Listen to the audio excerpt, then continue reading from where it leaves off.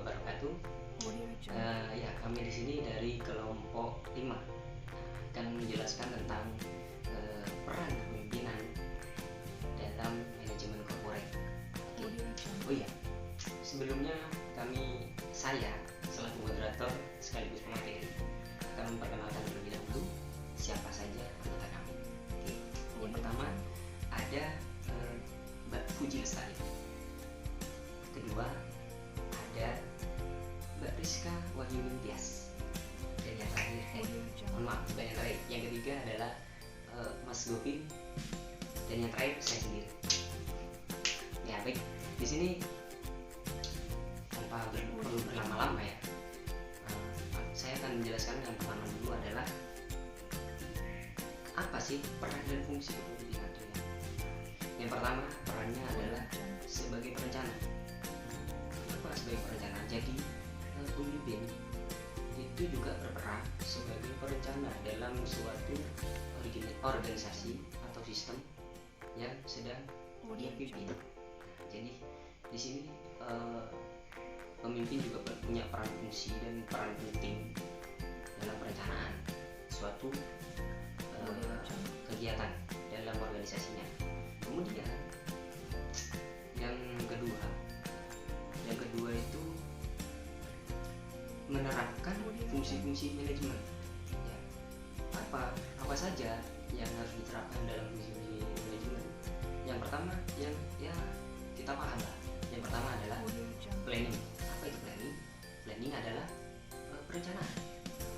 Merencanakan semua yang akan dia capai ketika hasil nanti. Oke. Kemudian yang kedua apa? Organizing. Ya, organizing. Di sini kita akan menerapkan fungsi organizing untuk kegiatan yang sudah terencanakan. Kemudian ada activating. Apa activating? Activating itu aksi. Oke. Maksudnya aksi ketika sudah terlaksana, planning kita merencanakan, kemudian yang kedua kita organizing, menggerakkan sampai ke activating, yaitu pelaksanaan. Nah, itu maksud dari activating. Oke, selanjutnya di fungsi-fungsi manajemen ini ada controlling. Nah, maksudnya controlling adalah kita mengontrol kegiatan ketika kegiatan itu terlaksana. Ya, oke. Itu menerapkan fungsi-fungsi manajemen. Kemudian peran pemimpin juga adalah sebagai supervisor. Ya, apa itu supervisor ya? Supervisor ini adalah seseorang yang diberikan tugas dalam sebuah perhimpunan perusahaan atau organisasi. Ya, sebagaimana ia punya kuasa dan wewenang untuk mengeluarkan perintah kepada bawahannya. Jadi dalam tanda kutip juga dia hampir sama dengan pemimpin, namun lebih spesifik lagi peran supervisor ini. Kemudian peran dan fungsi yang lain adalah sebagai komunikator. Oke. Apa itu komunikator? Ya, saya jelaskan di sini. Ya, komunikator ini adalah pihak atau orang yang bertindak sebagai pengirim pesan kepada komunikan. Komunikan ini ada penerima pesan ya dalam sebuah proses komunikasi. Dengan kata lain, komunikator ini seorang atau sekelompok orang yang berinisiatif untuk menjadi sumber dalam sebuah hubungan. Jadi pemimpin juga berfungsi sebagai penghubung ya antara satu dengan yang lain. Kemudian peran pemimpin juga adalah sebagai evaluator. Oke, apa evaluator ini? Evaluator ini seseorang atau pihak yang melakukan evaluasi pelaksanaan dalam program atau sesuatu yang sedang dikerjakan. Jadi evaluator ini berfungsi sebagai peneliti apakah program yang sudah dijalankan itu baik atau kurang. Itu adalah peran evaluator ya. Oke, sekian ya yang saya bisa deskripsikan mengenai peran dan fungsi sekarang kita lanjut untuk yang kedua. Pause.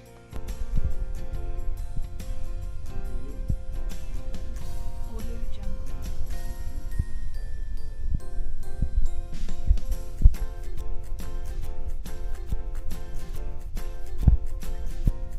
Audio Jungle. Oke, terima kasih. Audio Jungle.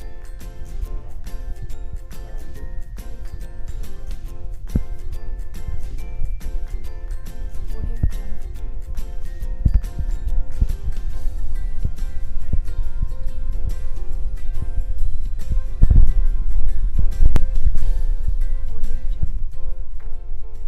Audio Jungle.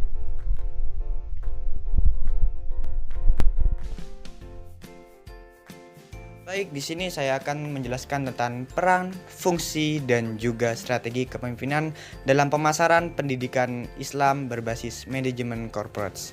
Baik, untuk yang pertama, peran bisa kita lihat sendiri di sini. Yang pertama, seorang pemimpin harus memiliki instruksional yang kuat. Mengapa seperti itu? Karena pemimpin adalah ujung tombak atau penanggung jawab terpenuh dalam sebuah lembaga atau organisasi. Yang kedua, di sini harus mempunyai fokus yang jelas. Mengapa harus begitu? Karena pemimpin adalah harus fokus pada visi, misi, dan tujuan yang telah ditetapkan sebuah lembaga dalam kepemimpinan tersebut. Kemudian yang ketiga, harus menciptakan lingkungan yang aman bagi rekan-rekan kerjanya.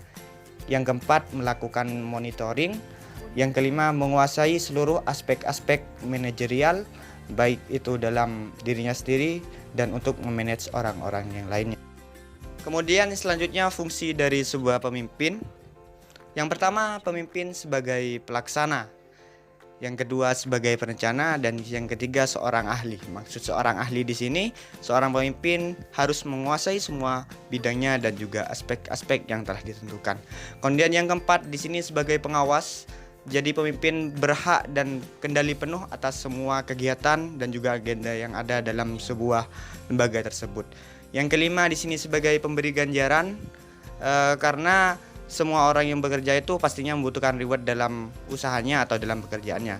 Yang keenam, di sini sebagai penengah. Maksud dari sebuah penengah di sini, seorang pemimpin tidaklah harus pandang bulu atau yang bisa disebut dengan adil.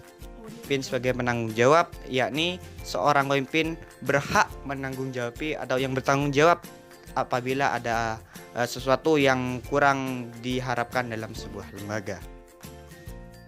Baik, yang terakhir di sini adalah strategi pemasaran. Bisa kita lihat di sini yang pertama ada produk. Produk ketika kita analogikan kepada sebuah lembaga itu seperti sebuah prodi jurusan begitu. Kemudian untuk yang kedua di sini ada price atau harga. Yang mana harga ini bisa ditentukan apabila produknya sudah keluar atau sudah berjalan. Semakin bagus produk yang kita keluarkan, otomatis price akan semakin besar atau semakin mahal. Yang ketiga di sini ada place atau tempat. Tempat ini juga sangat berpengaruh bagi sebuah lembaga. Kemudian yang keempat adalah sarana dan prasarana. Sarana prasarana yang memadai pastinya akan menunjang kegiatan belajar mengajar yang efektif dan juga baik untuk siswanya. Yang kelima di sini ada people atau sumber daya manusia. Yang keenam ada proses, yang mana proses ini adalah proses dalam sebuah lembaga melakukan belajar dan mengajar. Baik, sekian dari saya. Mungkin untuk materi selanjutnya akan diteruskan oleh rekan saya. Terima kasih. Dan sini saya sebagai pembicara ketiga akan melanjutkan pemaparan dari pembicara kedua, yaitu mengenai fungsi strategi kepemimpinan dalam membangun budaya mutu pendidikan Islam berbasis korporate. Baik, yang pertama mengenai fungsi kepemimpinan dalam membangun budaya mutu. Bisa dilihat di sini. Nah, jadi fungsi utama seorang pemimpin dalam membangun budaya mutu ini adalah sebagai penyangga mutu, yang mana seorang pemimpin itu harus bisa mensinergikan komponen organisasi untuk berkomitmen pada mutu sekolah. Selanjutnya yang kedua mengenai strategi kepemimpinan dalam membangun budaya mutu. Di sini terdapat dua strategi. Yang pertama kultur building atau bangunan budaya. Di sini seorang pemimpin harus mampu menjalankan visi dan misi serta desain budaya agar meningkatkan pengembangan budaya dalam pendidikan tersebut. Kemudian yang kedua mengenai personal building, yaitu bangunan pribadi. Di sini seorang pemimpin itu harus mampu berperan atau bertindak dalam melakukan hal apapun, utamanya dalam meningkatkan budaya mutu di sekolah. Assalamualaikum warahmatullahi wabarakatuh. Nama saya Puji Lestari, pembicara terakhir dari kelompok 5. Saya akan menyambung pembahasan sebelumnya, yaitu peran fungsi strategi kepemimpinan dalam meningkatkan produktivitas kinerja organisasi berbasis manajemen korporat. Langsung saja. Yang pertama adalah peran. Peran di sini ada 3, yaitu peran personal role, yaitu peran pribadi. Dan yang kedua yaitu discussion marketing, yaitu peran pembuatan keputusan. Dan yang terakhir yaitu information role, yaitu peran sumber informasi. Selanjutnya yaitu adalah peran fungsi. Fungsi di sini yaitu meningkatkan produktivitas dari karyawan itu sendiri. Dan yang terakhir yaitu strategi. Strategi di sini ada 4. Yang pertama untuk memotivasi karyawan, dan yang kedua disiplin kerja karyawan, dan yang ketiga adalah pelatihan kinerja karyawan, dan yang terakhir adalah mensosialisasi tugas-tugas kepada karyawan. Kesimpulannya yaitu suatu organisasi yang ingin maju maka akan melakukan peningkatan kinerja, baik yang tidak kesenjangan ataupun telah mempunyai reputasi yang sangat bagus. Dan seorang pemimpin yang cerdas akan membuat relasi ataupun berbuat baik ataupun berkomunikasi yang baik kepada bawahannya. Untuk meningkatkan